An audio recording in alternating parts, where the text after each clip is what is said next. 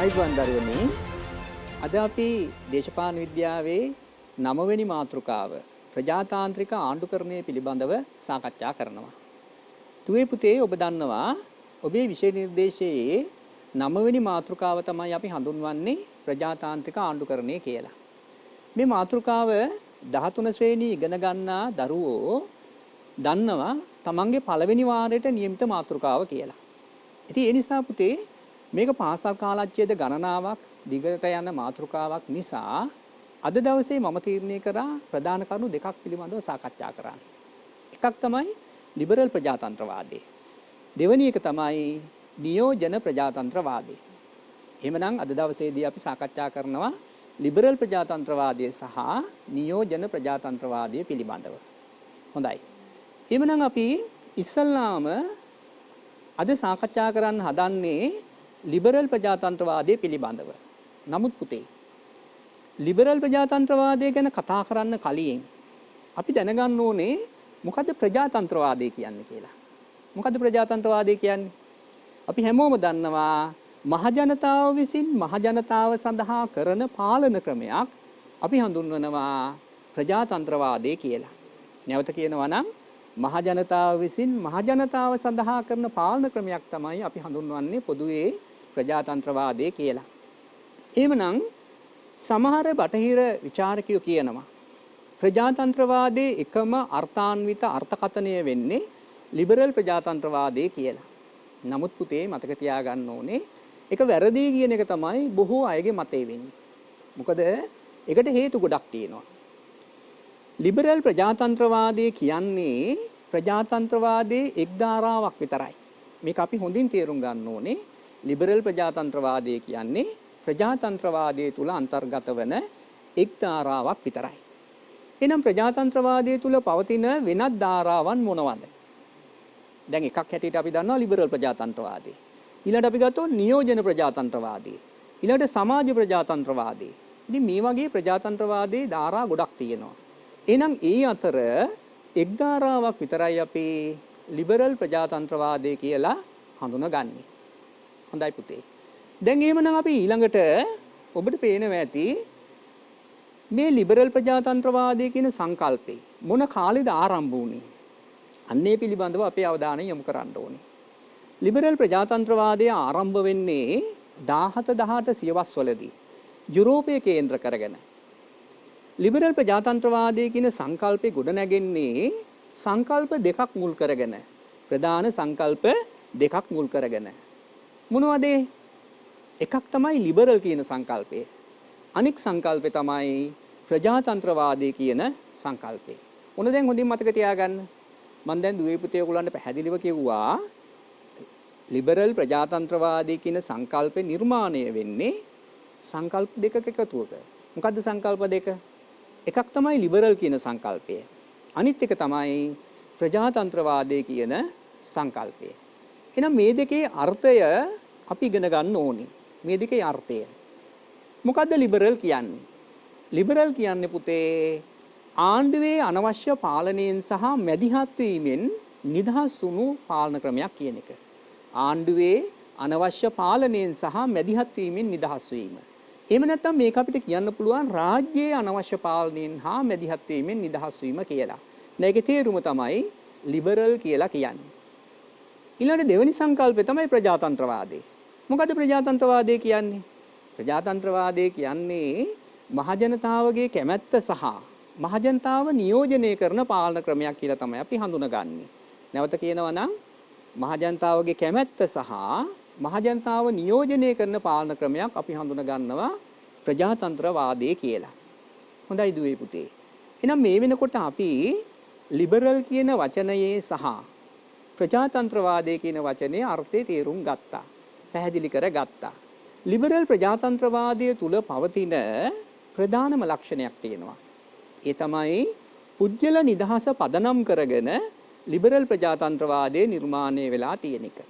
පුද්ගල නිදහස. එහෙනම් අපි ලිබරල් ප්‍රජාතන්ත්‍රවාදය ගැන කතා කරනවා නම් අනිවාර්යයෙන්ම අපි තේරුම් ගන්න ඕනේ මෙතනින් අපි සාකච්ඡා කරන්නේ පුද්ගල නිදහස කේන්ද්‍ර කරගත්ත දෙයක් හැටියට. හොඳයි. එහෙමනම් අපි ලිබරල් ප්‍රජාතන්ත්‍රවාදය ගැන කතා කරනකොට වැදගත් දෙයක් හැටියට කතා කරනවා ප්‍රජාතන්ත්‍රවාදී ආකෘති පිළිබඳව. ප්‍රජාතන්ත්‍රවාදයේ ආකෘති. මොනවද ප්‍රජාතන්ත්‍රවාදයේ ආකෘති කියලා අපි හඳුනගන්නේ? දුවේ පුතේ. ප්‍රජාතන්ත්‍රවාදයේ ආකෘති දෙකක් අපි හඳුන ගන්නවා. එක ප්‍රජාතන්ත්‍රවාදය යනු පාලනාකෘතියක්. ඔන්න පළවෙනි එක ප්‍රජාතන්ත්‍රවාදය යනු පාලනාකෘතියක්. දෙවෙනි එක මොකද්ද? ප්‍රජාතන්ත්‍රවාදයේ යනු ජීවන ක්‍රමයක්. එහෙනම් අපිට සිද්ධ වෙනවා කවුද මේ අදහස් ඉදිරිපත් කරේ? මේ අදහස් ඉදිරිපත් කළා තියෙන්නේ ඇන්ඩ්‍රූ හේවුඩ්. කවුද? ඇන්ඩ්‍රූ හේවුඩ්. ඔබට පුළුවන් දකින්න මේ ඉන්නේ ඇන්ඩ්‍රූ හේවුඩ්. මෙන්න මේ ඇන්ඩ්‍රූ හේවුඩ් විසින් තමයි මේ අදහස ඉදිරිපත් කළා තියෙන්නේ. එතකොට ඇන්ඩ්‍රූ හේවුඩ් කියන ආකාරයට පළවෙනි අදහසෙන් කියන්නේ මොකක්ද? ප්‍රජාතන්ත්‍රවාදයේ යනු පාලන ක්‍රමයක්. මේ මතවාදය ගොඩනැගෙන්නේ රාජාණ්ඩුවාදයට එරෙහිව. දුවේ පුතේ, ඔබ හොඳට දන්නවා සියවස් ගණනාවක් තුල යුරෝපයේ අපි හඳුනගත්ත දේ තමයි රාජාණ්ඩු පාලනයක් ක්‍රියාත්මක වෙන්නේ.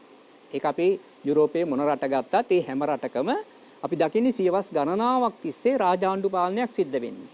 මේ රාජාණ්ඩු පාලනයේදී මොනවද ජනතාවට අත්විඳින්න සිද්ධ වුනේ? අපි දන්නවා පුතේ නිදහස, අයිතිවාසිකම්, සමානත්මතාවය මේ කිසිම දෙයක් ලැබුණේ නැහැ. ඒ වගේම ජනතාවට සිද්ධ වුනේ පීඩාකාරී පාලනයකට ලක් වෙන්න. මේ පීඩාකාරී පාලනය තුල ඇත්තටම ජනතාවට ගත කරන්න උනේ බොහොම අපහසුතා මැද්දේ. මෙන්න මේ පීඩාකාරී රාජාණ්ඩු පාලනයට විරුද්ධව ගොඩනැගෙන හොඳ පාලන ක්‍රමයක් හැටියට අපි හඳුන ගන්නවා ප්‍රජාතන්ත්‍රවාදය. අන්නේ නිසායි අපි කිව්වේ ප්‍රජාතන්ත්‍රවාදය කියන්නේ පාලන ආකෘතියක් කියලා. මං හිතන්නේ දුවේ පුතේ ඔබට ඒක පැහැදිලි වෙන්න ඇති. ඊළඟට අපි දෙවෙනි අදහසට යනවා. දෙවෙනි අදහසෙන් කියන්නේ මොකද්ද? ප්‍රජාතන්ත්‍රවාදයේ යනු ජීවන ක්‍රමයක් කියලා. ප්‍රජාතන්ත්‍රවාදයේ යනු ජීවන ක්‍රමයක්. මොකක්ද ඒකෙන් අදහස් වෙන්නේ? මේ අදහස ගොඩනැගෙන්නේ පුතේ වැඩවසම් වාදයට එරෙහිව. කල්පනා කරන්න. වැඩවසම් වාදය කොහෙද ක්‍රියාත්මක වුනේ? කොයි කාලෙද? වැඩවසම් වාදය යුරෝපය මුල් කරගෙන ලෝකේ බොහෝ රටවල් වල ක්‍රියාත්මක වෙනවා.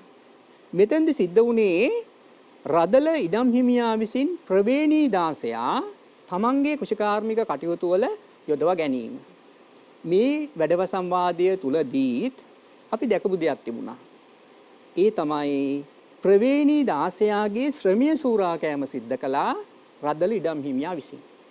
එතකොට අවුරුදු 1000කට ආසන්න කාලයක් මේ වැඩවසම් රාජ්‍ය ක්‍රමය එමෙතන සියවස් 10කට ආසන්න කාලයක් ක්‍රිස්තු වර්ෂ 5 වෙනි සියවසේ ඉඳලා 15 වෙනි සියවස දක්වා කාලය තුල මේ වැඩවසම් රාජ්‍ය ක්‍රමයේ ලෝකේ ක්‍රියාත්මක වෙනවා.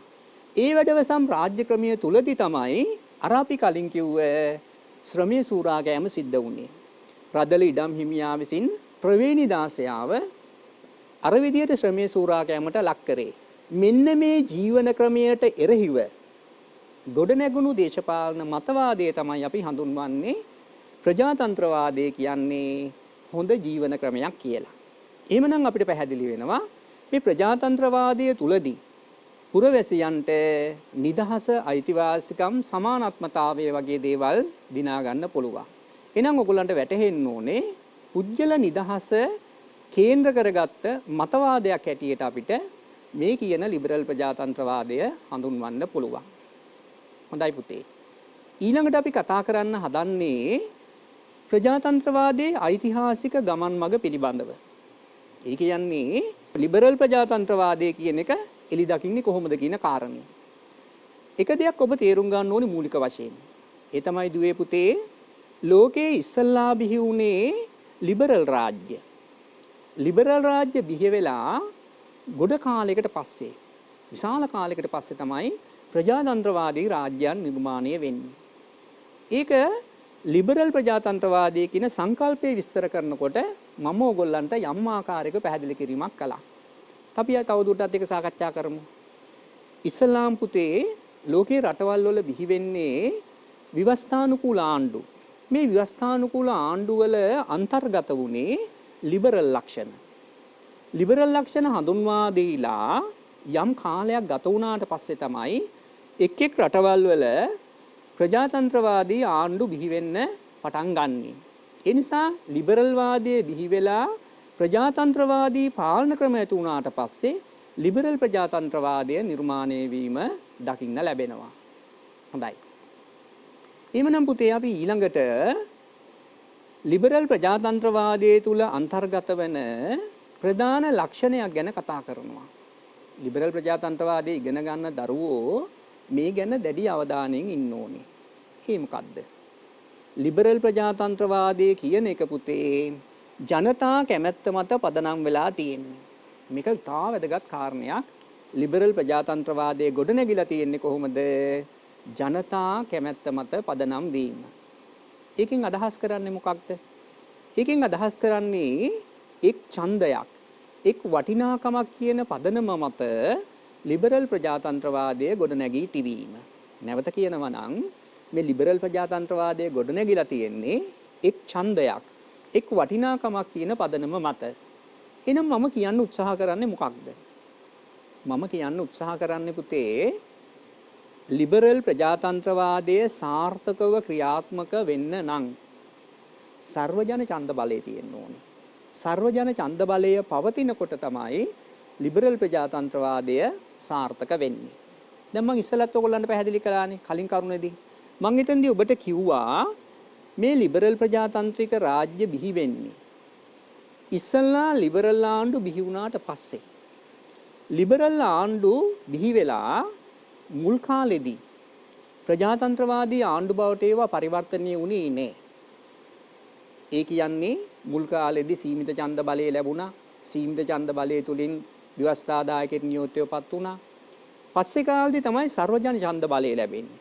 සර්වජන ඡන්ද බලය ලැබුණාට පස්සේ තමයි ලිබරල් ප්‍රජාතන්ත්‍රවාදය සාර්ථක වෙන්නේ. එහෙම නැත්නම් අර්ථවත් වෙන්නේ. මේ උදාහරණ වලින් ඔබට පේනවා එක් එක් රටවල් වලට සර්වජන ඡන්ද බලය ලැබුණු වර්ෂ පිළිබඳව. දැන් අපි මුලින්ම ගත්තොත් පුතේ 1928 දී බ්‍රිතාන්‍යයට ලැබෙනවා සර්වජන ඡන්ද බලය. ඊට අවුරුදු 3කට පස්සේ ලංකාවට සර්වජන ඡන්ද බලය ලැබෙනවා. ඔන්න මේ අවස්ථාව අපි වැදගත් කොට සලකනවා. මොකද ලංකාවට සර්වජන ඡන්ද බලය ලැබුණේ බ්‍රිතාන්‍යයට ලැබිලා අවුරුදු 3ක් වගේ කෙටි කාලයකදී. මේක අපි අගය කරන්න ඕනේ. හැබැයි බලන්න ඇමරිකාව වගේ රටක සර්වජන ඡන්ද බලය ක්‍රියාත්මක වෙන්නේ 1966 දී. නේද? ඊළඟට ස්විට්සර්ලන්තයේ වගේ රටවල් වල කාන්තාවන්ට ඡන්ද බලය ලැබෙන්නේ 1971 දී. දැන් මේ විදිහට බැලුවාම මම අර කලින් කිව්ව අදහස ඔබට තවදුරටත් පැහැදිලි වෙනවා. මොකද්ද මම කිව්වේ?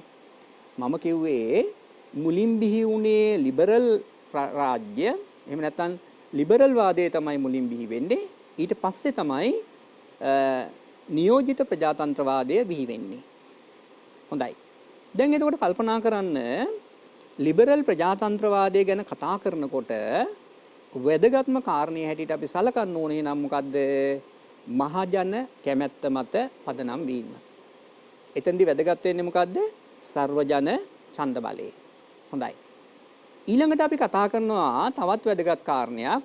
ලිබරල් ප්‍රජාතන්ත්‍රවාදය සඳහා අත්‍යවශ්‍ය පූර්ව කොන්දේසි. නැවත කියනවා නම් ඊළඟ සාධක හැටියට මොකද්ද අපි කතා කරන්නේ? ලිබරල් ප්‍රජාතන්ත්‍රවාදය සඳහා අත්‍යවශ්‍ය පූර්ව කොන්දේසි. පූර්ව කොන්දේසි කියන එකේ තේරුම මොකද්ද? පෙර පැවතිය යුතු ලක්ෂණ. ඒ කියන්නේ රටක් තුල ලිබරල් ප්‍රජාතන්ත්‍රවාදය සාර්ථකව ක්‍රියාත්මක වෙන්න නම් පැවතිය යුතු ලක්ෂණ තමයි අපි කියන්නේ පූර්ව කොන්දේසි කියලා. මොනවද මේ පූර්ව කොන්දේසි වලට අයත් වෙන්නේ? එකක් තමයි පුතේ විවස්ථානුකූල වාදය. ඔබට මේ රූපරාමෝ දිහා බැලුවා නම් පේනවා මෙතන මම දීලා තියෙනවා ආණ්ඩුක්‍රම ව්‍යවස්ථාවක්. ඒ වගේම අනිකුත් ලක්ෂණ වලට අදාළ රූප පෙළක් මම දක්වලා තියෙනවා. ඇමරිකන් ව්‍යවස්ථාව දක්වලා තියෙනවා. විවස්ථානුකූල වාදයේ කියන එකෙන් අදහස් කරන්නේ මොකක්ද? අපි චුට්ටක් කල්පනා කරමු. දුවේ පුතේ රටක ආණ්ඩුක්‍රම ව්‍යවස්ථාවක් මුල් කරගෙන රාජ්‍ය පාලනය පවත්වාගෙන යනවා නම් අන්න ඒක අපි හඳුන්වනවා විවස්ථානුකූල වාදය කියලා. දැන් ලංකාව ගැන හිතන්න. ලංකාවේ මේ වෙනකොට ක්‍රියාත්මක වන ආණ්ඩු ක්‍රමය අපි හඳුන ගන්නවා 1978 ආණ්ඩු ක්‍රමය කියලා නේද? එහෙනම් මෙන්න මේ 1978 ආණ්ඩු ක්‍රමයට අනුව තමයි අපේ රටේ පාලන කටයුතු සිද්ධ වෙන්නේ. ඒ නිසා තමයි අපේ රට ව්‍යවස්ථානුකූල පාලනයක් ක්‍රියාත්මක වෙනවා කියලා අපි හඳුනගන්නේ. එහෙනම් ඔන්න අපි පළවෙනි කාරණය පැහැදිලි කරගත්තා. දැන් අපි ඊළඟට දෙවෙනි කාරණයට යනවා පෞද්ගලික වාදය සහ මූලික අයිතිවාසිකම්. මොකද්ද දෙවෙනි කාරණය? පෞද්ගලික වාදය සහ මූලික අයිතිවාසිකම්. පෞද්ගලික වාදයෙන් කියන්නේ මොකක්ද? පුද්ගලයා සහ පුද්ගලයාගේ පෞද්ගලිකත්වය. මේක යුරෝපයේ තුල ගොඩනැගුණු මතවාදයක් පෞද්ගලික වාදය කියන්නේ. පෞද්ගලික වාදයෙන් කිව්වා පුතේ පුද්ගලයාගේ නිදහස ගැන. පුද්ගලයාගේ නිදහස ගොඩනගා ගැනීම සඳහා පුද්ගලයාගේ පෞද්ගලිකත්වය ඊටාම වැදගත් වෙනවා කියන එක තමයි මේ මතවාදයෙන් කිව්වේ. ඒ වගේම මූලික අයිතිවාසිකම් ඊටාම වැදගත් වෙනවා. මොනවද මූලික අයිතිවාසිකම් කියන්නේ? රටක ආණ්ඩුක්‍රම ව්‍යවස්ථාවෙන් පිළි අරගෙන තියෙන පුරවැසියන්ට නීතියෙන් හිමි කර දීලා තිබෙන අයිතිවාසිකම් අපි හඳුන්වනවා මූලික අයිතිවාසිකම් කියලා. හැබැයි පුතේ මානව අයිතිවාසිකම් වලට වඩා මූලික අයිතිවාසිකම් වල වෙනසක් තියෙනවා. වෙනසක්. මානව අයිතිවාසිකම් කිව්වහම ඒ තුල අන්තර්ගත කරුණු ගොඩයි. අපිට හිමි වෙලා තියෙන මානව අයිතිවාසිකම් ප්‍රමාණය ඉතා විශාලයි.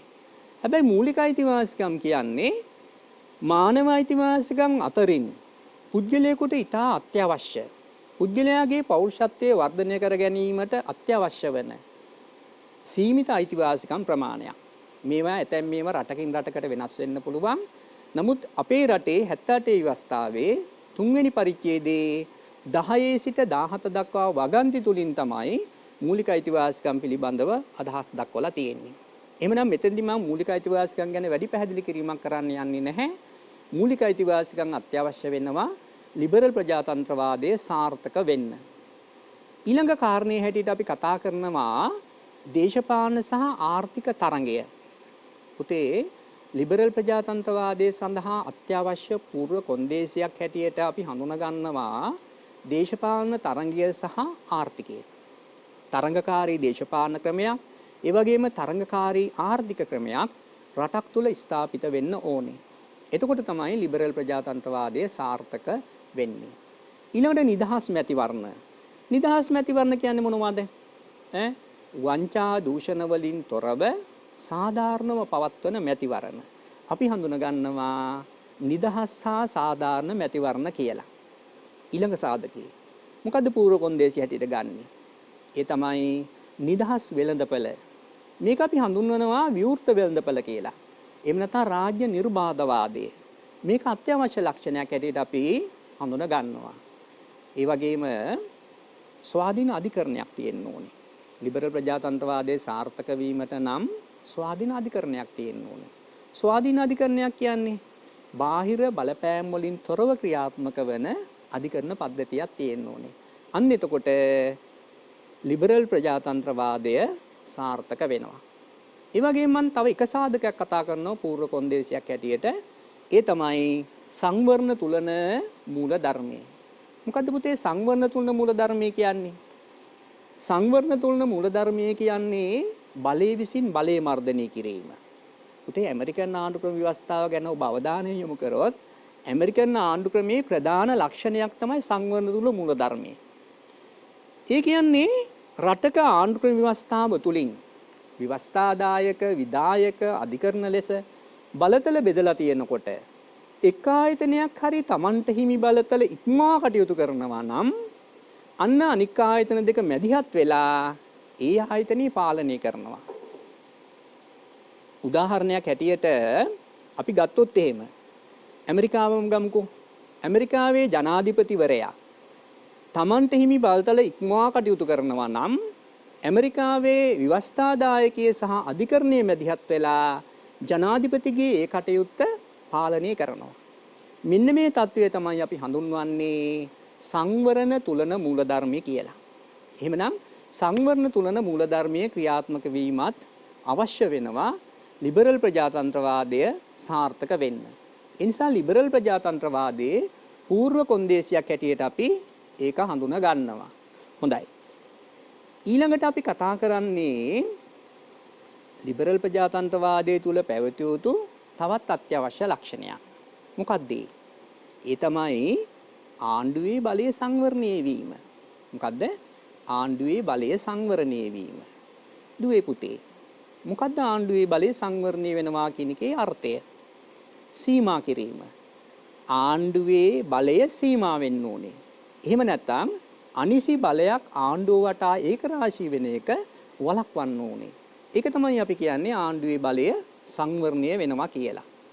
එතකොට ආණ්ඩුවේ බලය සංවරණය කරන්න මොනවද යොදන්න පුළුවන්?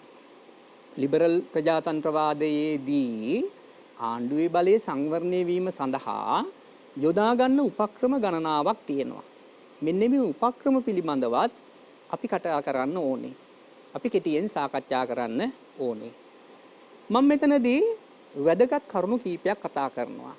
පළවෙනි එක ඔබට පැහැදිලිව පේනවා ආණ්ඩු ක්‍රම ව්‍යවස්ථාවකට අනුව පාලන කටයුතු පවත්වාගෙන යාම. මොකද්ද පළවෙනි එක? ආණ්ඩු ක්‍රම ව්‍යවස්ථාවකට අනුව පාලන කටයුතු පවත්වාගෙන යාම. මෙතනදී පුතේ අපි දැනගන්න ඕන වැදගත් කාරණේ තමයි රටකට ආණ්ඩු ක්‍රම ව්‍යවස්ථාවක් තිබිලා විතරක් හරියන්නේ නැහැ. ඒ කියන්නේ ආණ්ඩු ක්‍රම ව්‍යවස්ථාවක් තිබිලා විතරක් හරියන්නේ නැහැ. ඒ ආණ්ඩු ක්‍රම ව්‍යවස්ථාවේ අඩංගු මූලධර්ම වලට අනුවම රාජ්‍ය පාලනය සිද්ධ වෙන්න ඕනේ. ඒක තමයි එකකින් අදහස් වෙන්නේ. ආණ්ඩු ක්‍රම ව්‍යවස්ථාවේ අඩංගු මූලධර්ම තියෙනවා. මෙන්න මේ මූලධර්ම වලට අනුකූලම රාජ්‍ය පාලනය සිද්ධ වෙන්න ඕනේ. ඒක තමයි අපි දෙවෙනි කාරණේ හැටියට හඳුනගන්නේ. ඊළඟට අපි යනවා ස්වාධීන අධිකරණ පද්ධතියක් ක්‍රියාත්මක වීම. මොකක්ද ඊළඟ කාරණේ? ස්වාධීන අධිකරණ පද්ධතියක් ක්‍රියාත්මක වීම. හොඳයි දරුවනි. අපි දැන් ලිබරල් ප්‍රජාතන්ත්‍රවාදයේදී ඊළඟට පැවතිය යුතු ප්‍රධාන ලක්ෂණයක් කතා කරනවා. ඒ තමයි ආණ්ඩුවේ බලය සංවරණය කිරීම. දැන් අපි මොකද්ද මේ ආණ්ඩුවේ බලය සංවරණය කරනවා කියලා කියන්නේ? ඒක තේරුම් ගන්න එපා. ආණ්ඩුවේ බලය සංවරණය කරනවා කියන එකේ තේරුම තමයි ආණ්ඩුවට හිමි බලය සීමා කිරීම කරනවා කියන අදහස. ආණ්ඩුවට අනිසි බලයක් ලැබෙන එක අපි වළක්වනවා.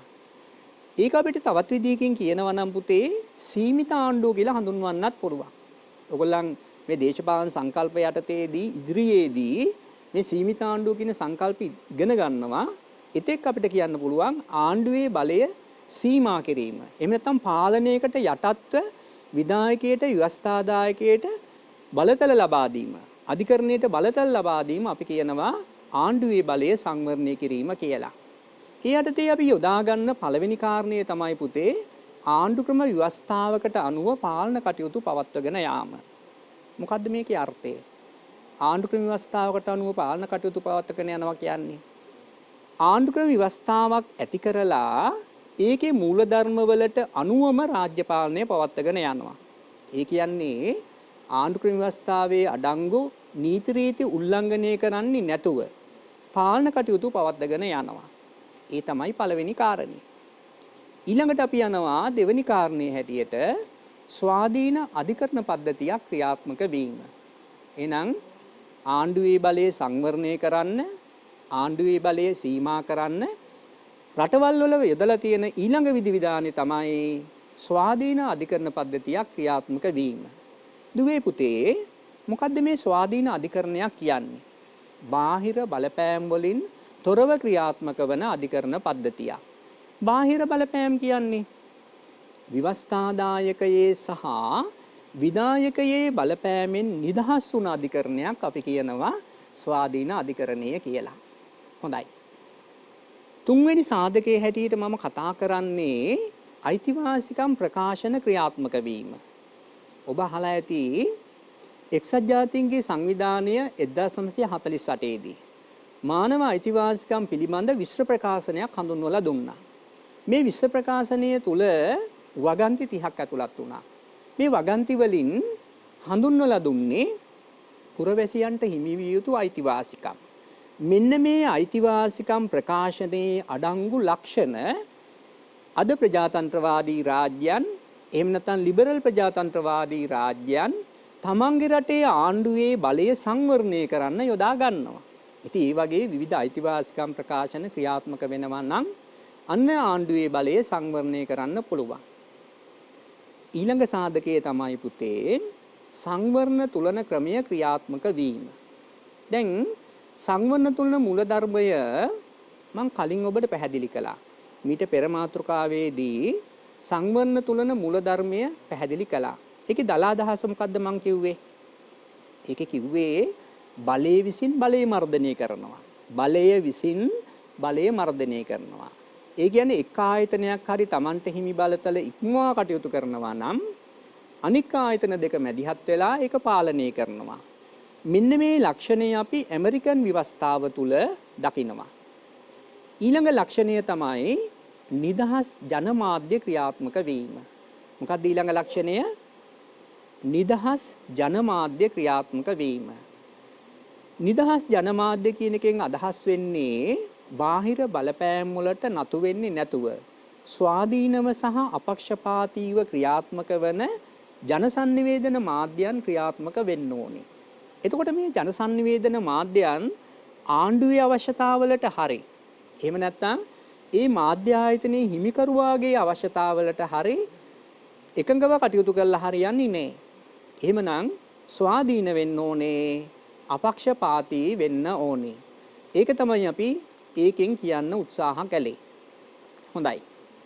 ඊළඟට මම උත්සාහ කරන්නේ තවත් වැදගත් කාරණයක් කතා කරන්න. ඒ තමයි ලංකාව සම්බන්ධ කරගත්ත මාතෘකාවක්. බලන්න දුවේ පුතේ. ලංකාවේ දේශපාලනය තුල ලිබරල් අංග ලක්ෂණ පෙන්눔 කළ අවස්ථා. ලංකා ආණ්ඩු ක්‍රමය තුල නැත්නම් ලංකා දේශපාලනය තුල ලිබරල් අංග ලක්ෂණ පෙන්눔 කළ අවස්ථා. මේ බලන්න. මේ මෙතන මම රූපරාමුවෙන් දක්වලා තියෙන්නේ පුතේ කෝල්බ්‍රුක් කැමරන් වාර්තාව. එහෙම නැත්නම් කෝල්බ්‍රුක් කැමරන් ප්‍රතිසංස්කරණය තමයි මම එතනේ දක්වලා තියෙන්නේ. මේ කෝල්බ්‍රුක් කැමරන් ප්‍රතිසංස්කරණය ලංකාවට හඳුන්වා දුන්නට පස්සේ ලංකාව තුල ලිබරල් ලක්ෂණ ස්ථාපිත වෙනවා. මෙන්න වැදගත් දෙයක්. හොඳට මතක තියාගන්න ඕනේ. මොකද්ද? කෝල්බ්‍රුක් ප්‍රතිසංස්කරණ ලංකාවට හඳුන්වා දුන්නාට පස්සේ ලංකාව තුල ලිබරල් අංග ලක්ෂණ ස්ථාපිත වෙනවා. මේ අතර ප්‍රධානම අංග ලක්ෂණය තමයි ව්‍යවස්ථානුකූල පාලනයක්. මම සඳහන් කරන වැදගත්ම කාරණයක් හැටියට ව්‍යවස්ථානුකූල පාලනයක්. ව්‍යවස්ථානුකූල පාලනයක් කියන එකෙන් අදහස් වෙන්නේ මොකද්ද? කිසියම් ව්‍යවස්ථානුකූල පදනමක් මත. එහෙම නැත්නම් ආණ්ඩුක්‍රම ව්‍යවස්ථාවක් කියලා අපි කියන්නේ.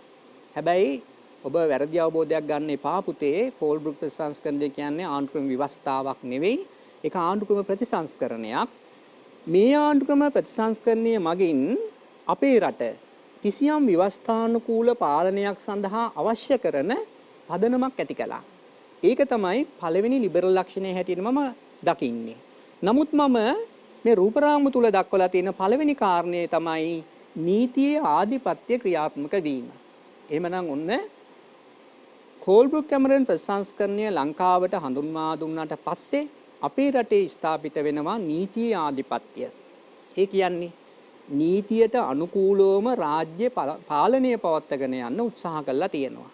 නීතියට අනුකූලවම රාජ්‍ය පාලනය පවත්වාගෙන යන්න උත්සාහ කළා තියෙනවා. මීට කලින් අපි ගත්තොත් අපි 1815 දී ඉංග්‍රීසින්ට යටත් වුණේ. එතෙන් සිට 1833 වෙනකන් ආණ්ඩුකාරවරයෙකු විසින් ලංකාවේ පාලනය ගෙනිච්චා. හැබැයි පුතේ નિયમિત නීත්‍යානුකූල රාමුවක් තුල නෙවෙයි අපේ රටේ පාලනය ගෙනිච්චේ. හැබැයි අර කැමරන් ප්‍රතිසංස්කරණය කෝල්බ්‍රුක් ලක්ෂණ අන්තර්ගත වුණාට පස්සේ අපේ රටේ ව්‍යවස්ථානුකූල පාලනයක් ඇති වෙනවා. ඊළඟ සාධකයේ තමයි ආණ්ඩුකරුගේ බලතල සීමා කිරීම. මේකත් ඊටාම වැදගත් ලක්ෂණයක්. මෙතෙක් කල් ආණ්ඩුකාරවරයා කටයුතු කළේ ඒකාධිපති ආකාරයට. මොකද ආණ්ඩුකරුට කිසියම් සීමාවක් දක්වලා තිබුණේ නැති නිසා. නමුත් කෝල්බ්‍රුක් කැමරන් ප්‍රතිසංස්කරණ මගින් පැහැදිලිවම ආණ්ඩුකරුගේ බලතල කීපයක් සීමා කරනවා. මොනවද ඒවා? එකක් තමයි පුතේ ව්‍යවස්ථාදායක බලතල සීමා වෙනවා. දෙවෙනි එක තමයි විධායක බලතල සීමා වෙනවා. තුන්වෙනි එක තමයි අධිකරණ බලතල සීමා වෙනවා. හතරවෙනි එක තමයි මූල්‍ය බලතල සීමා වෙනවා. එහෙනම් පේනව නේද ඔයගොල්ලන්ට? ලංකාවට ලිබරල් අංග ලක්ෂණ ඇත්තටම ලැබෙන්නේ පදනමක් හැටියට ගත්තොත් කෝල්බ්‍රුක් කැමරන් ප්‍රතිසංස්කරණයෙන් කියලා අපි තේරුම් ගන්න ඕනේ. ඒ වගේම අපි ගත්තොත් ව්‍යවස්ථාදායක සභාව ඇති කරනවා, ඊළඟට විධායක සභාව ඇති කරනවා, ඊළඟට habeas corpus ආඥා විධිවිධාන හඳුන්වලා දෙනවා. දැන් හොඳයි. දැන් එතකොට මේ විවස්ථාදායක සභාව හා විධායක සභාව කියන එක දරුවන ඔබට 아무තු දෙයක් නෙවෙයි. මේවා ඔයගොල්ලෝ O level විභාගයට සූදානම් වෙනකොට පහළ පන්තිවලදීත් ඉගෙනගත්ත විෂය කරුණු. මොකද්ද මේ habeas corpus ආඥා විධිවිධාන කියන්නේ? පුතේ habeas corpus ආඥා විධිවිධාන වලදී ආණ්ඩුකාරවරයා සතු වෙච්චි බලතල ගණනාවක් සීමා වෙනවා. වෙනත් විදිහකින් කියනවා නම් ආණ්ඩුකාරවරයාට මේ බලතල අහිමි වෙලා යනවා. මොනවද? එකක් තමයි හිතුවක්කාරී අන්දමට පුද්ගලයන් අත්අඩංගුවට ගැනීමේ බලය ආණ්ඩුකට අහිමි වෙලා යනවා. ඊළඟට පුද්ගලයන් රටින් පිටුහල් කිරීමේ බලය. තව එකක් තමයි පුද්ගලයන්ගේ දේපල රාජසන්තක කිරීමේ බලය. මෙන්න මේ ප්‍රධාන බලතල තුනම ආණ්ඩුකරුට අහිමි වෙලා යනවා habeas corpus ආඥා විධිවිධාන නිසා. ඒ වගේම තව වැදගත් දෙයක් මට කියන්න තියෙනවා. පොලිසියේ ක්‍රියාකාරකම් අධිකරණ පරීක්ෂාවට යටත් කරනවා. ලංකා ඉතිහාසයේ ප්‍රථම වරට තමයි මේ සිදුවීම වෙන්නේ. මොනවද? පොලිසියේ ක්‍රියාකාරකම් අධිකරණ පාලනයට යටත් කරනවා. ඉතින් දැන් ඔයගොල්ලන්ට පැහැදිලි. එහෙනම් මෙන්න මේ රූපරාමුවේ අඩංගු කෝල්බ්‍රුක් කැමරන් ප්‍රතිසංස්කරණ හරහා ලංකාව තුල ලිබරල් අංග ලක්ෂණ ස්ථාපිත වීම ආරම්භ වෙනවා. හොඳයි දුවේ පුතේ. ඊළඟට මම කතා කරන්න යන්නේ තවත් වැදගත් දෙයක්. ඒ මොකද්ද? ලිබරල් ප්‍රජාතන්ත්‍රවාදී මූලධර්ම බිඳ වැටෙන අවස්ථා ගැන. මොනවද? ලිබරල් ප්‍රජාතන්ත්‍රවාදී මූලධර්ම බිඳ වැටෙන අවස්ථා ගැන. දැන් අපි මෙච්චරලා කතා කරපු දේවල් වලින් අපිට පැහැදිලි වුණ දේ මොකද්ද? ලිබරල් ප්‍රජාතන්ත්‍රවාදී ඉතා වටිනවා. ලිබරල් ප්‍රජාතන්ත්‍රවාදයේ ක්‍රියාත්මක වෙනකොට පුරවැසියන්ගේ පුද්ගල නිදහස ආරක්ෂා වෙනවා. ඒ නිසා ලිබරල් ප්‍රජාතන්ත්‍රවාදය කියන එක අත්‍යවශ්‍ය වෙනවා ප්‍රජාතන්ත්‍රවාදී රාජ්‍යයකට. නමුත් පුතේ මතක තියාගන්න ඕන කාරණේ තමයි ලිබරල් ප්‍රජාතන්ත්‍රවාදී මූලධර්ම පහුගිය කාලෙදී බිඳ වැටීමක් අපි දකිනවා. මොකද්ද මේකට හේතුව? මේකට බලපාපු සාධක ගොඩක් තිබුණත් ප්‍රධානම සාධකයේ හැටියට අපි දකින්නේ ගෝලීය ත්‍රස්තවාදයේ ව්‍යාප්ත වීම. මොකද්ද සාධකය? ගෝලීය ත්‍රස්තවාදයේ ව්‍යාප්ත වීම. ගෝලීය ත්‍රස්තවාදය කියන්නේ මොකක්ද කියන එක මේ දුව පුතා හොඳින් දන්නවා. පැහැදිලි නේද මං කියන දේ? ගෝලීය ත්‍රස්තවාදය කියන්නේ ත්‍රස්තවාදී පීඩනය, ත්‍රස්තවාදී භීෂණය, ත්‍රස්තවාදීන්ගේ විනාශකාරීත්වය මුළු ලෝකයේ වෙලාගත් විශාල විවසනයක් බවට පත් වෙනවා.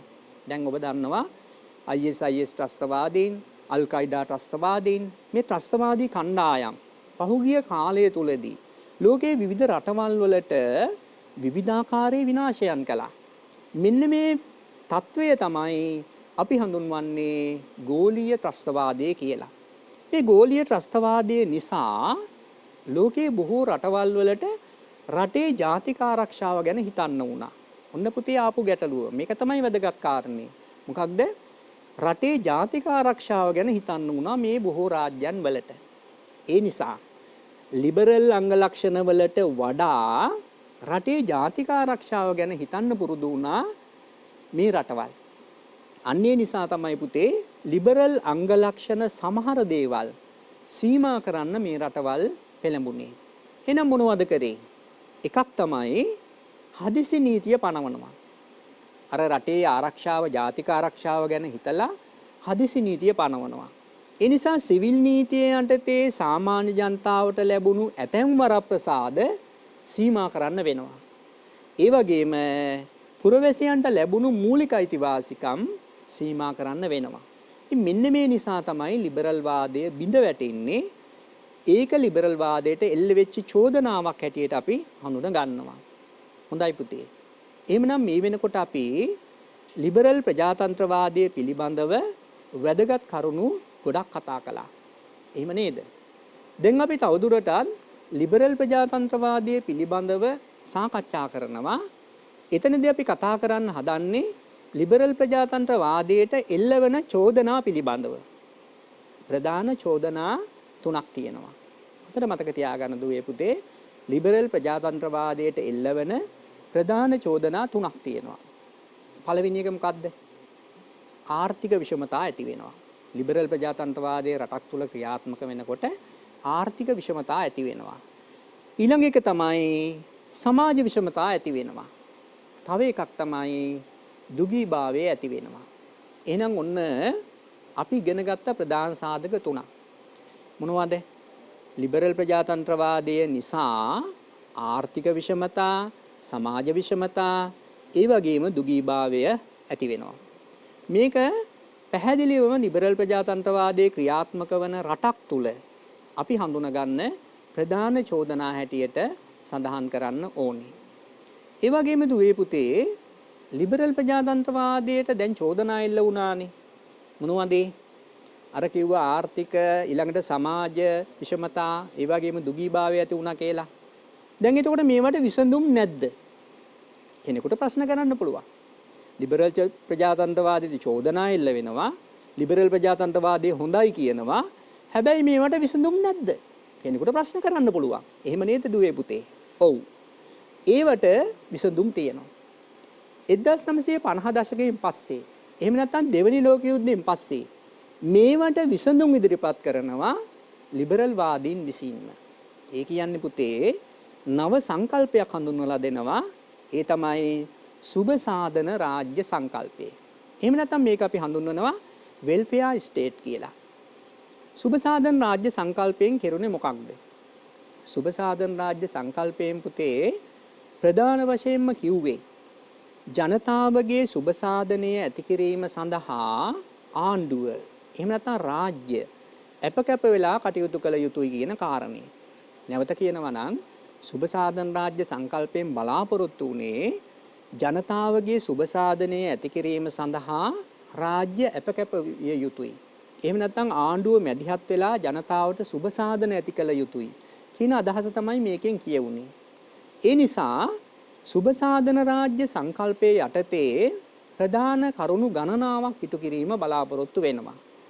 පළවෙනි එක ධනවතුන්ගෙන් බදු අය කරලා ඒ බදු මුදල් ජනතා සුබ සාධනය සඳහා යොදවනවා. පළවෙනි රූපරාමයේ ඔබට පේනවා ධනවත් පුද්ගලයන්ගෙන් බදු අය කළා ඒ බදු මුදල් ජනතා සුබ සාධනයට යොමු කරනවා. චුට්ටක් කල්පනා කරන්න. දැන් අපි දන්නවානේ සමාජයේ ප්‍රධාන පන්ති දෙකක් ඉන්නවානේ. ධනපති පන්තිය සහ නිර්ධන පන්තිය කියලා. ඒතර ධනපති පන්තිය තමන්ගේ ව්‍යාපාර හරහා විශාල ලාභයක් ලබනවා. ඒ ලබන ලාභයෙන් කොටසක් ආණ්ඩුව විසින් බද්දක් හැටියට එකතු කරනවා. ඒ මුදල සාමාන්‍ය ජනතාවගේ සුබ සාධනය සඳහා යොදවා ගැනීම කරනවා. ඒ තමයි පළවෙනි එක. දෙවෙනි එක තමයි සෞඛ්‍ය අධ්‍යාපනය ගමනාගමනය සඳහා සහන සපයනවා. එහෙම නැත්නම් සහන ආධාර දෙනවා. දැන් අපේ රට ගැන හිතන්න. අපේ රටේ පාසල් ළමුන්ට අර වාර ප්‍රවේශ පත්‍ර ලබා දෙන්නේ. ඒ වගේම අපේ රටේ සෞඛ්‍ය පහසුකම් නොමිලේ දෙනවා. ආණ්ඩුවේ ස්පිරිතාල. ඒ වගේම අධ්‍යාපනීය නොමිලේ ලබා දෙනවා. රජයේ පාසල් හරහා. ඉතින් මේවා තමයි ඔය සුබ සාධන කටයුතු සඳහා කරන්නේ. අවසාන එක තමයි සුබ සාධන රාජ්‍ය සංකල්පයේ යටතේ රැකියා ලබා දීම කරනවා. එතකොට මෙතෙන්දී ඔබ තේරුම් ගන්න ඕනේ පුතේ ආණ්ඩුවේ රැකියා දීමකටත් වඩා පෞද්ගලික අංශයේ රැකියා ලබා දීම උනත් ප්‍රමාණවත් වෙනවා. මොකද බහුතර ජනතාව පීඩාවටපත් වෙලානේ හිටියේ ලිබරල් ප්‍රජාතන්ත්‍රවාදයේ අක්‍රමිකතා නිසා නැත්නම් අනිටු ප්‍රතිඵල නිසා. මෙන්න මේ අයගේ සුබ සාධනය ඇති කිරීම සඳහා තමයි මේ தત્ත්වය ක්‍රියාත්මක වෙන්නේ. හැබැයි පුතේ අපි දැනගන්න ඕන වැදගත්ම කාරණේ තමයි මේ සුබ සාධන රාජ්‍ය සංකල්පය ක්‍රියාත්මක වුණේ දශක 3ක් විතර කාලයක්. අවුරුදු 30ක් විතර කාලයක්. මොකද 1950 දශකයේ ඉඳලා 80 දශකයේ වෙනකොට සුබ සාධන රාජ්‍ය සංකල්පය බිඳ වැටෙනවා. ඒකට හේතුව තමයි නව ලිබරල් වාදී ප්‍රතිපත්තිය එලි දකින්නවා. මොකද්ද? නව ලිබරල් වාදී ප්‍රතිපත්තිය එලි දකින්නවා. වෙන විදිහකින් කියනවා නම් අවම රාජ්‍ය සංකල්පය එලි දකින්නවා. මෙන්න මේ නිසා සුබ සාධන රාජ්‍ය සංකල්පය බිඳ වැටීම නිසා අර ප්‍රශ්න අපි අර ලිබරල් ප්‍රජාතන්ත්‍රවාදයට එල්ල වෙන චෝදනා කිව්වේ ඒ චෝදනා නැවත ඇති වෙන්න පටන් ගන්නවා. හොඳයි දුවේ පුතේ. දැන් එහෙමනම් අපි තවත් වැදගත් මාතෘකාවක් ගැන කතා කරන්න හදන්නේ. ඒ කියන්නේ ලිබරල් ප්‍රජාතන්ත්‍රවාදයෙන් අපි මාරු වෙනවා දෙවෙනි කාරණේට. මම කියන්නේ මම සාධක දෙකක් අද කතා කරනවා කියලා. ඒ දෙවෙනි සාධකයේ තමයි නියෝජන ප්‍රජාතන්ත්‍රවාදය. එහෙනම් අපි ප්‍රජාතාන්ත්‍රික ආණ්ඩුකරණය යටතේ කතා කරන දෙවෙනි කරුණ දෙවෙනි සාධකයේ හැටියට අපි හඳුන ගන්නවා මොකද්ද? නියෝජන ප්‍රජාතන්ත්‍රවාදය. හොඳයි දුවේ පුතේ. නියෝජන ප්‍රජාතන්ත්‍රවාදය කියන එක අපි තවත් නම් කීපයකින් හඳුන්වනවා. ඔබ මේ රූපරාමු දිහා බැලුවා නම් ඔබට පේනවා වක්‍ර ප්‍රජාතන්ත්‍රවාදය, මැතිවරණ ප්‍රජාතන්ත්‍රවාදය, පාර්ලිමේන්තු ප්‍රජාතන්ත්‍රවාදය කියන නම් වලින් නියෝජන ප්‍රජාතන්ත්‍රවාදය හඳුන්වනවා. මොනවද ඒ නම්? නැවත කිව්වොත් වක්‍ර ප්‍රජාතන්ත්‍රවාදය, මැතිවරණ ප්‍රජාතන්ත්‍රවාදය සහ පාර්ලිමේන්තු ප්‍රජාතන්ත්‍රවාදය. හොඳයි.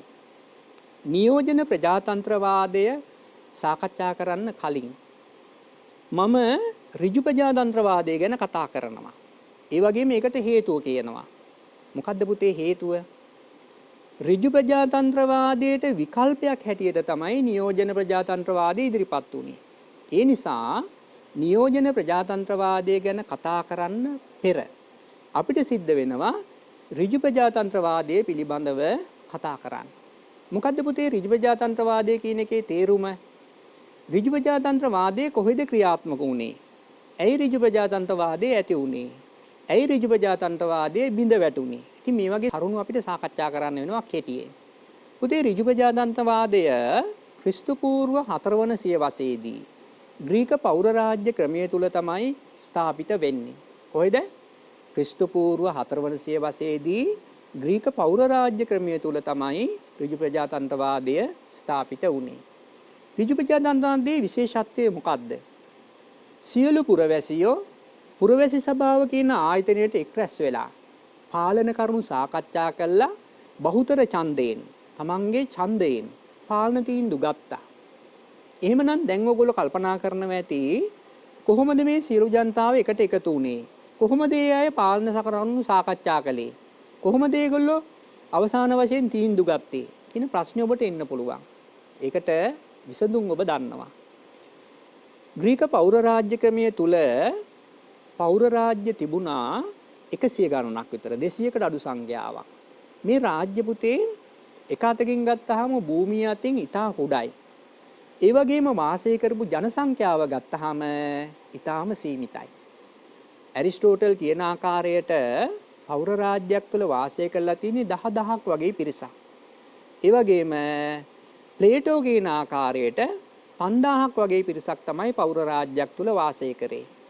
ඒ වගේම පුරවැසියෝ කියලා සැලකුණේ රදල ඉඩම් හිමියෝ, වහල් හිමියෝ වගේ අය. මෙන්න මේ නිසා පුරවැසි සභාව කියන ආයතනයේට රැස්ුනේ ඊටම අතලොස්සයි. එහෙම නැත්නම් පෞර රාජ්‍යයක් තුල වාසය කරපු පුරවැසියෝ කියන සංඛ්‍යාව ඊටම අතලොස්සයි. මෙන්න මේ නිසා තමයි මම ඔයගොල්ලන්ට කිව්වේ ඍජු ප්‍රජාතන්ත්‍රවාදයේදී සියලු පුරවැසි සභාවට රැස් වුණා. පුරවැසි සභාව කියන්නේ මොකක්ද එතකොට? අද අපි අපේ රටේ ව්‍යවස්ථාදායකයේ පාර්ලිමේන්තුව කියලා හඳුන්වනවා වගේ එදා කාලයේ පෞර රාජ්‍යයේ පුරවැසියෝ රැස් වෙච්චි තීන්දුව ගත්ත ආයතනය අපි හඳුන්වනවා පුරවැසි සභාව කියලා. එහෙනම් මේ පුරවැසි සභාවට රැස් වෙලා තීන්දුව తీරන ගැනීමේ ක්‍රියාවලිය අපි හැඳින්නුවා ඍජු ප්‍රජාතන්ත්‍රවාදය කියලා. නමුත් පුතේ ඔයගොල්ලන්ට පැහැදිලි වෙන්න ඕනේ මේ රූපරාමු දිහා බැලුවාම ග්‍රීක පෞර රාජ්‍ය ක්‍රමය තුල මෙන්න මේ කණ්ඩායම් වලට පුරවැසිභාවයේ තිබුණේ නැහැ. ඡන්ද බලය ලැබුණේ නැහැ. කාටද? ස්ත්‍රීන්ට, වහලුන්ට, සංචාරකයන්ට සහ ළමුන්, කුඩා දරුවෝ. නැවත කිව්වොත් ස්ත්‍රීන්, වහලුන්, සංචාරකයන්, කුඩා ළමුන්. මේ අයට පුරවැසිභාවය තිබුණේ නැහැ. හොඳයි පුතේ මම ඉස්සෙල්ලත් ඔයගොල්ලන්ට කිව්වානේ ඍජු ප්‍රජාතන්ත්‍රවාදයේ විකල්පයක් හැටියට තමයි නියෝජන ප්‍රජාතන්ත්‍රවාදය බිහි වුණේ කියලා. එහෙනම් ඒකෙන් අදහස් වෙන්නේ නියෝජන ප්‍රජාතන්ත්‍රවාදයේ බිහි වෙන්න නම් ඍජු ප්‍රජාතන්ත්‍රවාදයේ බිඳ වැටෙන්න ඕනේ. මොකද්ද? නියෝජන ප්‍රජාතන්ත්‍රවාදයේ ආරම්භ වෙන්න නම් ඍජු ප්‍රජාතන්ත්‍රවාදයේ බිඳ වැටෙන්න ඕනේ. ඍජු ප්‍රජාතන්ත්‍රවාදය බිඳ වැටීම සඳහා සාධක ගණනාවක් බලපානවා. මොනවද මේ සාධක? මේ රූපරාමු දිහා බැලුවාම ඔබට පේනවා පුතේ සාධක ගණනාවක්. විශාල රාජ්‍යයන් බිහි වෙනවා, ජනගහනය වර්ධනය වෙනවා, එක්රැස් වීමේ අපහසුව තියෙනවා. ඒ වගේම ජනතාව විවිධ ගැටලු වලට මුහුණ පානවා, සංක්‍රමණ ආක්‍රමණ ඇති වෙනවා. මෙන්න මේ වගේ ප්‍රායෝගික සාධක ගණනාවක් නිසා ඍජු ප්‍රජාතන්ත්‍රවාදයේ බිඳ වැටෙනවා. ඒ නිසා පස්සේ කාලෙදි බිහි වෙනවා අපි මේ කතා කරන නියෝජන ප්‍රජාතන්ත්‍රවාදය. දැන් එහෙනම් මෙතනින් පස්සේ අපි නියෝජන ප්‍රජාතන්ත්‍රවාදය කතා කරනවා. හොඳයි දුවේ පුතේ. ඉස්සල්ලාම අපි නියෝජන ප්‍රජාතන්ත්‍රවාදය නිර්වචනය කරනවා. එහෙම නැත්නම් මේ සංකල්පය තේරුම් ගන්නවා. මොකද්ද නියෝජන ප්‍රජාතන්ත්‍රවාදය කියන්නේ කියලා. මොකද්ද නියෝජන ප්‍රජාතන්ත්‍රවාදය කියන්නේ? නියෝජන ප්‍රජාතන්ත්‍රවාදය කියන්නේ රටක පුරවැසියෝ තමන්ගේ සර්වජන ඡන්ද බලය තුලින් පාලනය සඳහා නියෝජිතයෝ පත් කර ගැනීම. නැවත කියනවා නම් නියෝජන ප්‍රජාතන්ත්‍රවාදය කියන්නේ මොකක්ද? රටක පුරවැසියෝ තමන්ගේ ඡන්ද බලය තුලින් ව්‍යවස්ථාදායකයට සහ විධායකයට නියෝජිතයෝ පත් කරගන්න ක්‍රමය. හැබැයි පුතේ මෙතෙන්දිත් අපි පොඩ්ඩක් පරිස්සම් වෙන්න ඕනේ. නූතන නියෝජන සංකල්පයට අනුව විධායකයට වඩා වැදගත් වෙන්නේ ව්‍යවස්ථාදායකය. ඒ නිසා ව්‍යවස්ථාදායකයට සමාජිකව පත් කර ගැනීමේ ක්‍රමය තමයි අපි බොහෝ වෙලාවට නියෝජන ප්‍රජාතන්ත්‍රවාදය කියලා සාකච්ඡා කරන්නේ. නියෝජන ප්‍රජාතන්ත්‍රවාදයේ ව්‍යාප්ත වෙන්නේ වැඩවසම් වාදයට එරෙහිව. ඔන්න වැදගත් කාරණයක්. මොකද්ද? නියෝජන ප්‍රජාතන්ත්‍රවාදය ආරම්භ වෙන්නේ වැඩවසම් ආණ්ඩු ක්‍රමයට විකල්පයක් හැටියට. ඒ වගේම කොහෙද නියෝජන ප්‍රජාතන්ත්‍රවාදය ආරම්භ වෙන්නේ? 16-17 සියවස් වලදී යුරෝපයේ සහ ඇමරිකාවේ තමයි නියෝජන ප්‍රජාතන්ත්‍රවාදය ආරම්භ වෙන්නේ. මේ කියන නියෝජන ප්‍රජාතන්ත්‍රවාදය සාර්ථක වෙන්න එපා. සාර්ථක වෙන්නේ පුතේ සර්වජන ඡන්ද බලය හඳුන්වා දුන්නට පස්සේ. මොකද්ද? සර්වජන ඡන්ද බලය හඳුන්වා දුන්නට පස්සේ. ඒ කියන්නේ සර්වජන ඡන්ද බලය හඳුන්වා දෙන්න පෙර ලෝකයේ බොහෝ රාජ්‍යයන් වල ව්‍යවස්ථාදායකයට නියෝජිතයෝ පත් උනේ රජුගේ නාමකරණයෙන්. රජු තමයි සමාජීය උපත් කරන්නේ. පස්සේ කාලෙදි මොකද වෙන්නේ? ලෝකයේ සීමිත ඡන්ද බලය ව්‍යාප්ත වෙනවා. ඒ නිසා සීමිත ඡන්ද බලය තුලින් නියෝජිතයෝ පත් වීම ආරම්භ වෙනවා. නමුත් ඒකත් එච්චර සාර්ථක වෙන්නේ නැහැ. පස්සේ කාලෙදී සර්වජන ඡන්ද බලය ව්‍යාප්ත වෙනවා. මෙන්න මේ සර්වජන ඡන්ද බලය ව්‍යාප්ත වුණාට පස්සේ තමයි නියෝජන ප්‍රජාතන්ත්‍රවාදය අර්ථවත් වෙන්නේ. එහෙම නැත්නම් සාර්ථක වෙන්නේ.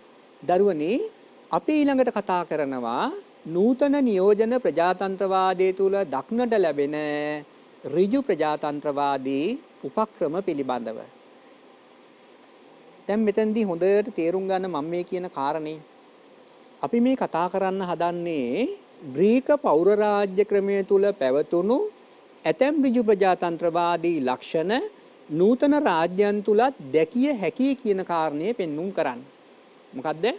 ග්‍රීක පෞර රාජ්‍ය ක්‍රමය තුල අඩංගු වුණු ඇතැම් ඍජු ප්‍රජාතන්ත්‍රවාදී ලක්ෂණ වර්තමානයේදීත් ඇතැම් රාජ්‍යයන් තුල දකින්න ලැබෙනවා. කොහෙද? මේ රූපරාමුවෙන් මම පෙන්වන ඔබට ස්විට්සර්ලන්තය.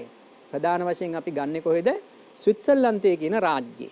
ස්විට්සර්ලන්තය තුල ජනමත විචාරණ ක්‍රමය, පුනරාවර්තනය, ප්‍රාරම්භණය කියන ලක්ෂණ ක්‍රියාත්මක වෙනවා. ජනමත විචාරණ ක්‍රමය, පුනරාවර්තනය, ප්‍රාරම්භණය. ඔබගේ විෂය නිර්දේශයට මේ මාතෘකා ගැඹුරෙන් අදාළ නැතත් ඊටාම කෙටියෙන් ඔබ මේවා තේරුම දැනගන්න ඕනේ. පුතේ ජනමත විචාරණ ක්‍රමය කියන්නේ මොකක්ද? මේක අපේ රටට අදාළයි. අපේ රටේ වර්තමාන ආණ්ඩු ව්‍යවස්ථාවට අනුව ජනමත විචාරණ ක්‍රියාත්මක වෙනවා. එම නේද? ඔව්. ජනමත විචාරණ කියන්නේ ආණ්ඩුව අලුතෙන් පැනවීමට අදහස් කරන නීතියක් හරි ප්‍රතිපත්තියක් හරි පිළිබඳව මහජනතාවගේ මතය විමසා බැලීමක් කරනවා. ඒක තමයි අපි කියන්නේ ජනමත විචාරණ ක්‍රමය කියලා. පුනරාවර්තනය කියන්නේ මොකක්ද? මහජන ඡන්දයෙන්පත් වෙච්ච මැති ඇමතිවරු හරි එහෙම නැත්නම් රාජ්‍ය නිලධාරීන් හරි Tamanට පැවරෙන වගකීම් හරියාකාරයට ඉටු කරන්නේ නැත්නම් ඒ අය ඒ තනතුරෙන් ඉවත් කරන්න නැත්නම් නැවත කැඳවන්න ජනතාවට ලැබෙන බලය අපි හඳුන්වනවා පුනරාවර්තනය කියලා. එහෙනම් අවසාන සාධකයේ තමයි ප්‍රාරම්භණය. මොකද්ද ප්‍රාරම්භණය කියන්නේ? අනපනත් පැනවීම සඳහා පනත් කෙටුම්පත් ඉදිරිපත් කිරීමේ බලය ජනතාවට ලැබෙනවා. දැන් මෙහෙම හිතන්නකෝ. රටක ව්‍යවස්ථාදායකයේ නේද නීති රීති පනවන්නේ. නමුත් රටේ ජනතාවටත් නීති රීති පැනවීම සඳහා අනපනත් ඉදිරිපත් කිරීමේ බලයක් ලැබෙනවා නම් ඒක අපි කියනවා ප්‍රාරම්භණය කියලා. හොඳයි පුතේ. එහෙනම් ස්විට්සර්ලන්තයේ තුල මේ ප්‍රජාතන්ත්‍රවාදී උපක්‍රම ක්‍රියාත්මක වුණාට බොහෝ රටවල් වල මේවා ක්‍රියාත්මක වෙන්නේ නැහැ. අන්න ඒ නිසා මේ කියන ඍජු ප්‍රජාතන්ත්‍රවාදී උපක්‍රම යොදා ගැනීම සාර්ථක නැහැ. එහෙම නැත්නම් අපි කියන්නේ ප්‍රතිඵල රහිතයි කියලා. එහෙම නැත්නම් අර්ථ විරහිතයි කියලා. අන්න ඒ වගේ තත්ත්වයක් තමයි අපි හඳුන්වන්නේ. ඒ නිසා මේ කියන ඍජු ප්‍රජාතන්ත්‍රවාදී උපක්‍රම ප්‍රායෝගික බවින් අඩුයි. අර්ථ ශූන්‍යයි. හොඳයි. ඊළඟට පුතේ අපි බලාපොරොත්තු වෙනවා තවත් වැදගත් කාරණයක් ගැන කතා කරන්න. ඒ තමයි නියෝජන ප්‍රජාතන්ත්‍රවාදයේදී මැතිවරණ ක්‍රම තුලින් අපේක්ෂා කරන නිර්ණායක නැත්නම් අපේක්ෂිත මූලික නිර්ණායක කතා කරන්නේ. මේක හොඳට තේරුම් ගන්න ඕන කාරණයක්. මොකද්ද මම මේකෙන් කියන්න උත්සාහ කරන්නේ?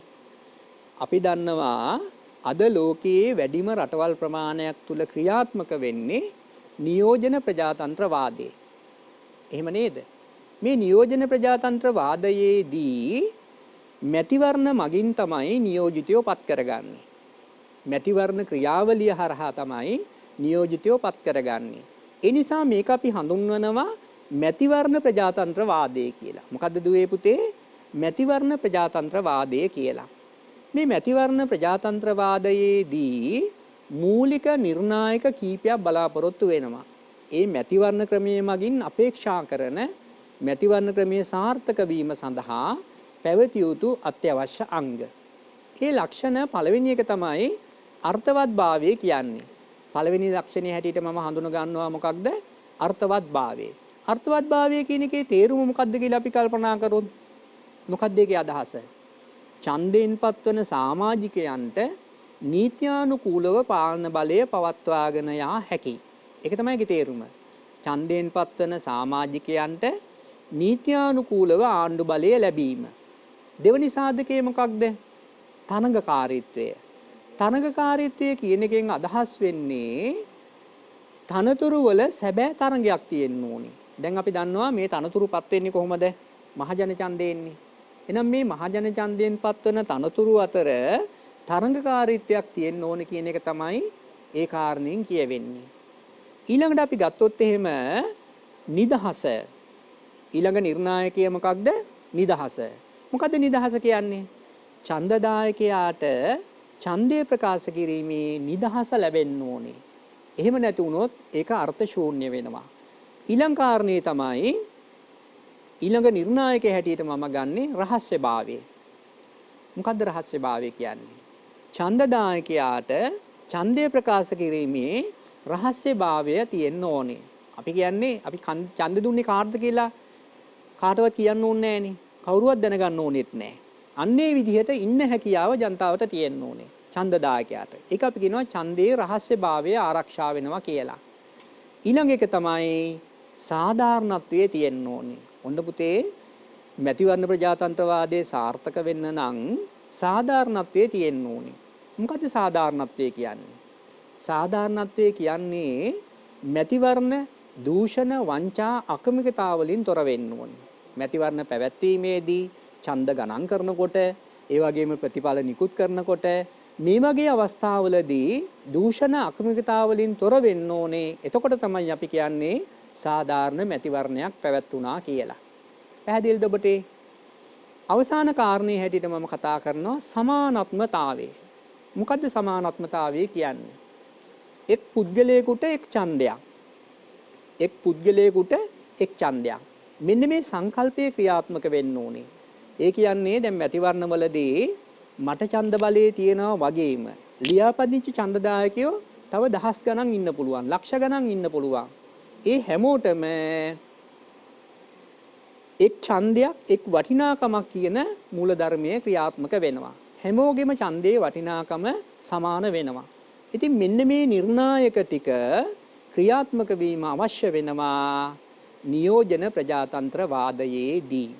ඔන්න ඔය මූලධර්ම ටික ආරක්ෂා වෙනවා නම් නියෝජන ප්‍රජාතන්ත්‍ර වාදය සාර්ථක වෙනවා. එhmenan පුතේ දැන් ඕගොල්ලන්ට පැහැදිලි වෙන්න ඕනේ මේ නියෝජන ප්‍රජාතන්ත්‍ර වාදය කියන එක ඉතා වටිනා දෙයක්. නූතන රාජ්‍ය තුල ක්‍රියාත්මක වන ඉතා වටිනා දෙයක්. එහෙම නේද? ඔව්. ඒක අපි තේරුම් ගත්තා. දැන් අපි ඊළඟට කතා කරනවා තවත් වැදගත් කාරණයක්. ඒ තමයි මේ නියෝජන ප්‍රජාතන්ත්‍රවාදයේදී මොකක්ද සිද්ධ වෙන්නේ කියන කාරණේ. ඔබ අපි හැමෝම දන්න දෙයක්. මොකද්ද නියෝජන ප්‍රජාතන්ත්‍රවාදයේදී වෙන්නේ? පුතේ නියෝජන ප්‍රජාතන්ත්‍රවාදයේදී වෙන්නේ මහජනතාව තමන්ගේ ඡන්දයෙන් පත් කරපු නියෝජිතයෝ තමයි පාලන තීන්දුව ගන්නෙ. මොකද්ද? මහජනතාව තමන්ගේ ඡන්දයෙන් පත් කරපු නියෝජිතයෝ තමයි පාලන තීන්දුව ගන්නෙ. මේක අපි හඳුන්වනවා විශේෂ නමකින්. ඒ මොකද්ද? වෘත්තීය දේශපාලඥයෝ තමයි පාලන තීන්දුව ගන්නෙ. මොකද්ද? වෘත්තීය දේශපාලඥයෝ තමයි පාලන තීන්දුව ගන්නෙ.